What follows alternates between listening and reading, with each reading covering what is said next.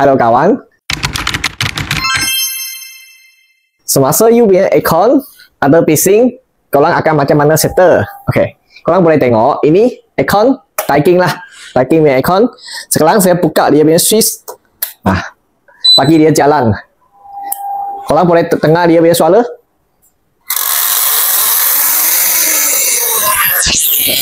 Korang dengar? Wah, sangat bising. Tak tahu sangkut apa. Jadi saya kena tutup itu switch dulu. Kena tengok dulu. Okay. Mula-mula tengok sini, kami pusing, okey. Dia memang ada suara. Dia suara apa? Saya tak tahu. Jadi, saya kena buka dia punya skru dulu. Sini.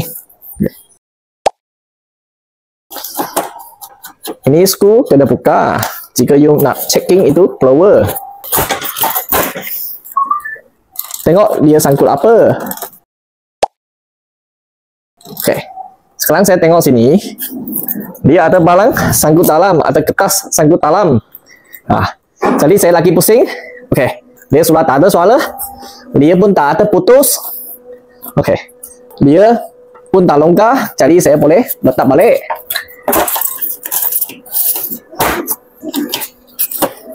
Ikat balik.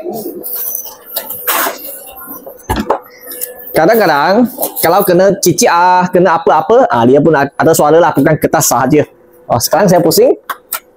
Dia sudah tak ada suara, tapi tak apa. Sekarang saya lagi test. Buka. Okey. Sekarang dia kipas sudah jalan loh. Dia sudah tak ada suara. Korang boleh tengok. Sini sudah jalan.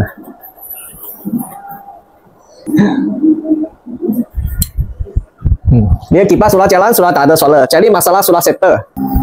Jika anda sudah faham, boleh like, komen dan share.